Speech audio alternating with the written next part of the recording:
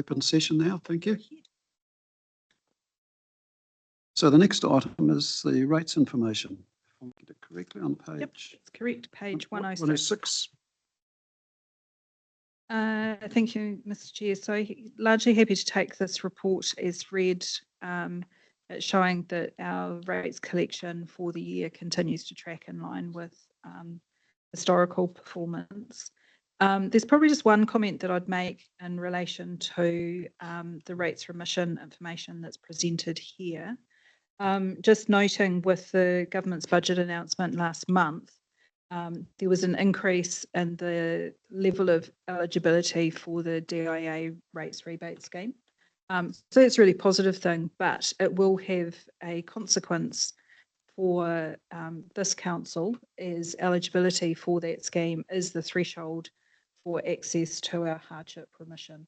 So we could expect to see an uplift in applications for that remission as a consequence of that change from the government. So just noting that and noting that you know, over the last 12 months, we've seen a significant shift in terms of people accessing that provision from, you know, less than 50,000 last year to almost 200,000 for this year. We can expect to see more of that, I would say, in the coming year. So, Janine, am I understanding correctly that they have to be, they come to you after approval by the City Council or by the territorial authorities? Yeah, so they apply for the DIA rebate itself through the territorial authority, and that application takes into consideration our rates. In addition to that, we have our own hardship remission policy, which we can verify that they've accessed that DIA rebate before we give ours. But rather than us or our staff being in the position of trying to assess hardship, not a place I think that any of us want to be or should be. The eligibility for that remission has been tied to that DIA rebate. Thank you. All right, so thanks for that report, Janine. Resolutions there, can I have a move for that, please? Thanks, Stu. Robbie, all in favour? Aye, against, carried. Right, now we get an interesting part. We see the opposite of the receivables. How well do we perform? Thank you, Mr. Chair. So this report did come about as a result of questions from the committee and in terms of that outstanding debt, so who's paying or not paying us, looking at the other side in terms of how good are we at paying our suppliers. And so this report presents a couple of things. It looks at that accounts payable function in terms of how timely are we with our payments. It also looks at our vendor payment terms and how they are set against council's current standard policy, which is payment on 20th of the month following the provision of goods or services. So what, from a vendor payment perspective, what we have seen is an increasing shift, I guess, towards more immediate payment methods. Some of that has been to address payments that have been outstanding, so to get those through the system as quickly as possible. Some of it has also been, with a change in system, the ability for staff, as they're raising a purchase order, to actually override the standard payment terms of 20th of the month following. So it's an area that, with the addition of a procurement analyst and the ability to get some better insights through Infor, we are doing work on and work with those vendors to try and understand, is there a contract that we've entered into that has a different agreement around payment terms, or how we get back to that standard. And so there's some information here around the first tranche of that, where the team worked with 37 vendors in February, shifting those payment terms back to standard, which has meant that spend since that time of, you know, best part of $1 million has actually gone back to our standard payment terms. So that has a positive impact in terms of our cash flow management and working capital funds. Overall, 87% of our vendors are on those standard payment terms, with percentage 13% currently on immediate. But it's probably the proportion of spend on those immediate terms that's the concerning bit. So small number of vendors, but actually a larger spend. Yep. We've eliminated from that any spend around our passenger transport, public transport contracts, because that just would throw things out substantially. So we've got work happening in that space, and then from an accounts payable perspective, we've also provided some information in terms of the value and quantum of unpaid invoices and the aging of those. So I think overall what that is indicating is we have a small number of invoices and value that is 3 months or more overdue. So at 3 months, 218,000 and about 39 invoices. At 2 months, 112,000 and 13 invoices. But we are generally paying our vendors in a really timely manner. Process that we use is the accounts payable team hold those reports in terms of what hasn't been paid, provide those to the staff who are doing the purchasing or contract management for them to follow up on, so that we can get that through in a timely manner. But look, the question was a really useful one. It's enabled us to get some of this benchmark information in place that we can continue to monitor our performance in terms of, as we said, the other side in terms of us charging people, actually the flow of money working through. Probably just another comment, and I've raised it with the team. At the moment, we're looking at this through the lens of our current payment terms, which is 20th of the month following. From a central government perspective, they have a change in policy, which is actually moving the other way to, I think it's 90% payment within 5 business days.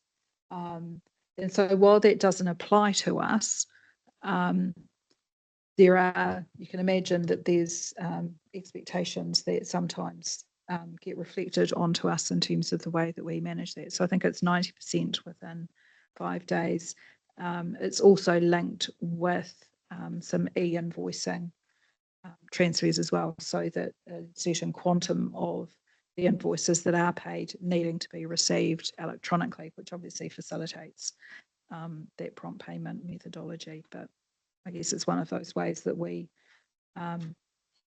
keep the economy moving, that we're keeping the cash flow running, particularly for some of the small businesses that we deal with. So we're not holding anything back unduly from them once they've done the work. Excellent. Thanks very much for that report, Janine. It's been very useful. I've just got a couple of questions. The first one is you've got a procurement analyst there now, I see. Yeah. And the question is, how long is it intended? Are they here as a consultant, or are they here permanent basis? And are they developing a written policy to provide direction to anybody who's involved in the system? And the other one is the staff override. Do we have levels of authority set for that? So in terms of the first question, so the procurement analyst is a new permanent role.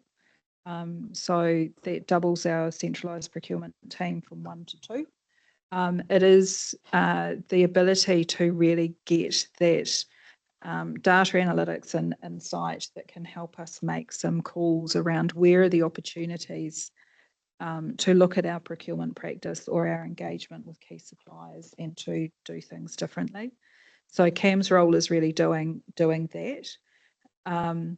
Supporting that is we do have a procurement strategy, but part of the recommendation to Council through the third quarter forecast was of the surplus for this year to take a little bit of that to actually put into some more strategic procurement advice, so that we can look at that strategy and determine is it fit for purpose, but then get some really clear actions out of that we can deliver that provide better or best practice in that space, looking at some of those long-term vendor arrangements that I know have come through, numerous conversations, I think both to Karakia that we've talked about through the review of ICM in terms of the way that they're procuring.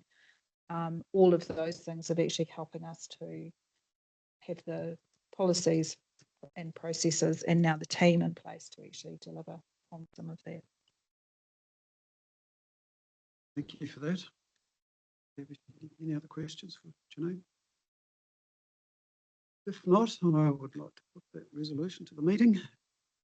Move for that. Thanks, Stu. Nobody else? I'll second it. Thank you. All in favour? Aye, against? It's carried. Thank you for that, Janine. So the next item on the agenda is the approved contractors agreements with major science providers. And Mike, I think you're going to inform us. This one, thank you. Good morning. Good morning.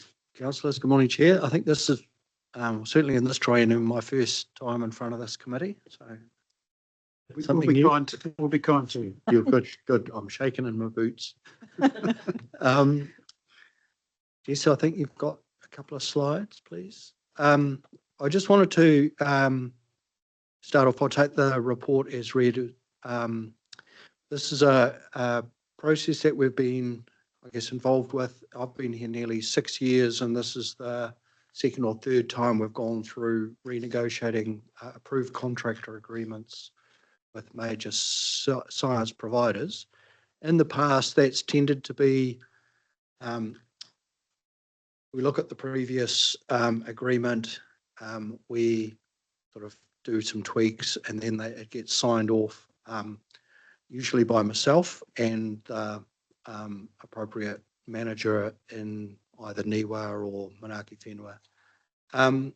Because those agreements don't include any commitments to fund directly, we had advice though from our procurement lead, Aston, that it would be good practice, given the scale of investment that we make with these science providers, to bring this to finance and services, because we're talking about a likely investment of around $8 million over the next 3 years with those major science providers. And so from our procurement policy perspective, we need to make sure that we're not seen to be playing favourites in terms of our providers. And there is a potential perception that us working closely with Niwa, Manaki Whenua, GNS and others, that would be seen as some form of favouritism. So, as I say, from Aston's advice, we're bringing this to you and recognising that these these agreements will need to be signed off at the appropriate level, whereas previously it was done a little more, a little differently in the past. So we really want to make sure we're getting that good practice procurement lodged in. So yes, there's a couple of slides I just wanted to highlight. That what we're asking of the committee is that that you approve the renegotiation of those agreements with major service providers, science service providers, and approve a likely scale of investment. As I say, the agreements do not commit us to anything, and any subsequent work would be taken through our normal procurement procedure for appropriate delegated authority sign-off. These are the organisations that we've historically had those agreements in place with, and they've either expired and we're operating under an extension, or they expire at the end of June. I wanted to highlight too the changes in the next slide. I think, yes, I talk about the government science reforms, which you'll be aware of.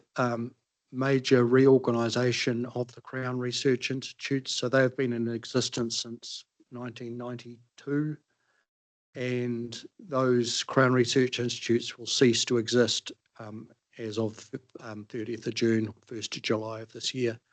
And NIWA, GNS and Met Service will form the new Institute for Earth Science, and Manaaki Whenua, that's Land Care Research, Ag Research, Plant and Food and Science will form the New Zealand Institute for Bioeconomy Science. So quite a major shift, probably the biggest shift in science, in the science system in more than 30 years. So it is a highly significant change, but I just wanted to highlight that we've had messages from both NIWA and Land Care, particularly saying that, you know, it's business as usual for them. They all start to operate under these new entities. It will take quite some, you know, several years for these entities to be stood up. They're putting boards and chief executives in place, and it will be business as usual, and all existing agreements and contracts will be honoured through that transition process. I think there was might be one other slide, Jess, or is that it? Yeah, just in summary, these agreements provide ease in terms of contracting because they set out standard terms and conditions, and those terms and conditions are the things we're sort of working through with our providers at the moment to get the most up-to-date terms and conditions in place. One of the other things we've added in on the advice of the procurement lead is to detail the list of services that these different organisations provide us with, very much like we've been through with the CoLab process, the list of services. So we are to be entering into agreements with these organisations to provide a range of services in line with what we've done historically with them, but hopefully with the committee's approval. Thank you, Chair. Yeah, thanks very much for that, Mike. Just a question that the market, New Zealand's supply market for these services must be very restricted, very limited, I would assume. Yes. And the reason for asking that is that, do we have a choice? Like, if you wanted to go and test the market for any of these services, do you have an option, or is there a choice available or not? Not in an integrated package, no. So if we were talking about a very specific piece of work, let's say coastal water quality monitoring, there may be alternatives we could go to, but what we find is NIWA, for example, provides us with a one-stop shop. They have the gear, the health and safety systems, the expertise. They can do the whole package. So in short, they tend to be the sole provider of many of the services we ask of them, or provide us the best value in terms of an integrated package. That's really the point I was trying to get to. Yeah. We are getting best value for money, or you believe we're getting best value for money out of this approach. Yeah, and we're always testing that and looking at, for example, looking at, are there elements that, given the skills and expertise we have in-house, for example, can we actually bring some of that in-house rather than contracting it out? And I think an example would be Lake Taupo monitoring, which NIWA has done for us for a long time.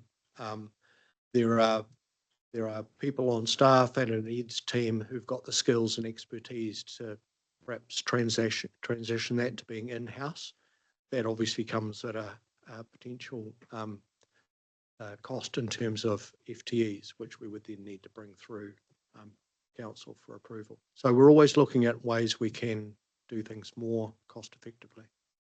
So how often do you run that evaluation and just taking it as an example, Taupo testing, because I think from memory it's about 1.1, 1.2 million annually, which is quite a big hunk of money. How often do you evaluate that? Or the Taupo monitoring, we're talking about the in-lake monitoring. That's a relatively small proportion. I think it's just over 100,000 for the in-lake monitoring that NIWA does. But those tend to be set up in the past. They were set up as annual contracts, and we're now looking to move to longer term contracts. But generally, they are reviewed on an annual basis. What services do we need? Where can we potentially cut some costs? And as I say, where we might be able to bring some of it in-house to reduce those costs. So generally, we're reviewing those whenever those contracts, the individual contracts, get renewed. Anybody? Does anybody else have any questions of Mike? Yeah, just quickly, Chair. Yeah, Mike, just looking at, you mentioned possibly up to 8 million, but then looking at the estimated scale of contracting during the term of the proposed agreements, it comes out to just under 15 million. So there's obviously a difference there, and I know that says up to, so the gap between 15 million and 8 million is quite a bit. Yeah, I think I took the table out of the slides because I wasn't sure if I wanted that table to be in the public version of the slides, but I think you'll find that, unless I've made an error, which is entirely possible, but I've broken it down. So there's the value for NIWA, GNS and Manaaki Whenua, for example, but then I've also put the total value for the new entities that are being formed. So you've put it up at the heading scale of contracting. So yeah, so I might have doubled up so I've said there's this much for the Institute of Earth Science and this much for the Institute of Bioeconomy Research or Bioeconomy Science. So I might have doubled up. Oh, okay. Yep. Apologies. Because there is a $3 million piece under that Institute of Bioeconomy Sciences. Oh, yeah. Looks like I might have doubled up there. Sorry for that. And just another quick one, if I may. Did NIWA use a lot of contracted services, do you know, for the monitoring or, for the services they provide to us? Or is it in-house? Almost mostly in-house. They will, and the Taupo example, they actually contract the harbour master and the harbour master vessel to go out on Lake Taupo and do the sampling. So we're contracting NIWA to do that monitoring work because they've been doing it for 20 years. But they subcontract to the harbour master, which is through the Department of Internal Affairs. So yeah. So when they don't necessarily have, or when there's a better option, a cheaper option, and the harbour master being there means NIWA doesn't need to transport their boat to Taupo and back, they will do that. Thanks, Ron. Can I just ask, is the harbour master of Taupo not under our jurisdiction? No, it's under the Department of Internal Affairs. Okay, that's interesting. We should make a takeover bid for it. Did you want me to comment on that, Chair? That's a historic thing. When the treaty settlements went through, that was agreed that the harbour master would remain with the Crown, with the Department of Internal Affairs. Okay, thank you. Clarification. All right, so any other questions for Mike? Okay, thanks, Stu. Thank you, Pamela. All in favour? Against? Carried. Thanks for your paper and presentation, Mike. Yeah, great. We can go away for another year.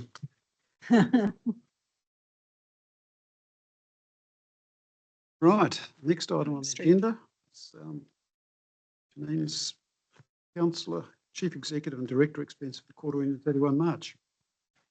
Yes, thank you, Mr. Chair. So this is the regular report that's provided just for transparency in terms of expenses for both elected members, the Chief Executive and Directors as well. So Happy to take it as read and any questions that others may have.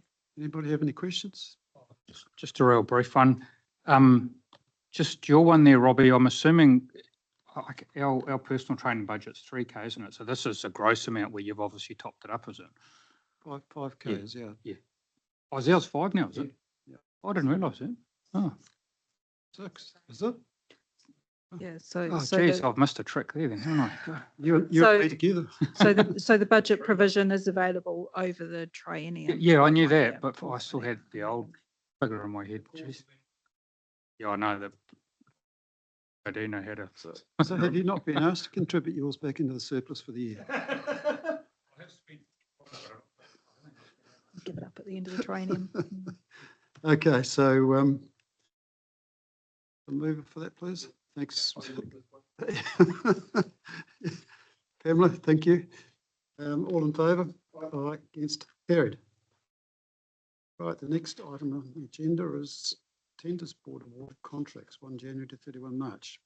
Jane, you're in Yeah, the thank hot you. seat again. Yeah, thank you, Mr. Chair. So again, a report just to provide visibility to the committee of the procurement activity that runs through the tenders board. Just to note one adjustment to that on the bottom line in that table, which is for TAFE Consulting. It's noted there is no conflict of interest being declared.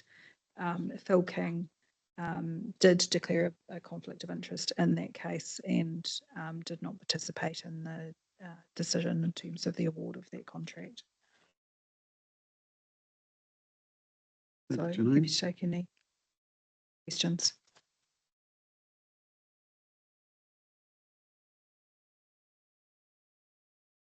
I noticed there's one here with exemption to tender for plant supply.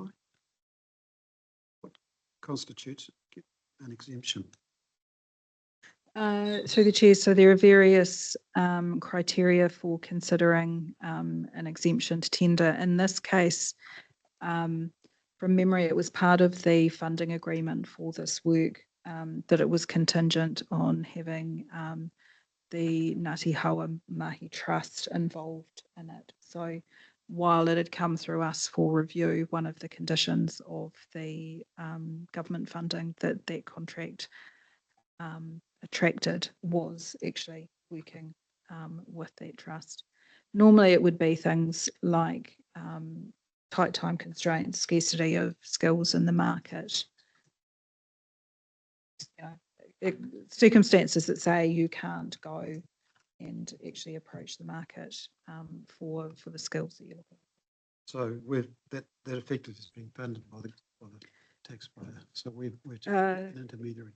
Yeah, I think from memory there was something between $60,000 and $90,000 of ratepayer funds in, but we were actually a minor contributor into that work. Okay, thank you. Anybody else got any other questions? Right. Resolution, we have seconded. All in favour? Aye, against, carried. Thank you. We delegate you as chair to read the Civic financial report on our behalf. Thanks, Stu. I've read it Given line our- by line. given our and, point- Janine's Point read two. questions. 0.2% shareholding. So again, we always report these here because council does have an interest in the company, 22,000 shares and 0.2% of the shareholding. So here for information, completeness. Thanks, Janine. Anybody want to ask any questions? Janine, go for it. If not, I'm happy to put the resolution and I'm happy to move it. Thank you. All in favour? Against? Carried. That just about takes us to the end. It does take us to. Thanks very much.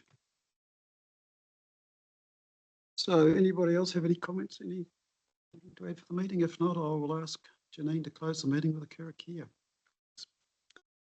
Mr. Chair, wanahia, mai te uru tapanui, kia wātia, kia māma, te nākau, te tinana, te hinengaro, i te ara takatū, koe rā e rongo, e whakari, aki ki runga, kia tīna, tīna, haumi e, hui e, tai ki e. Thanks, Janine. Meeting closes at 12:01. Close to 2 minutes past now. And thank you, Jess, for your due diligence in terms of mentioning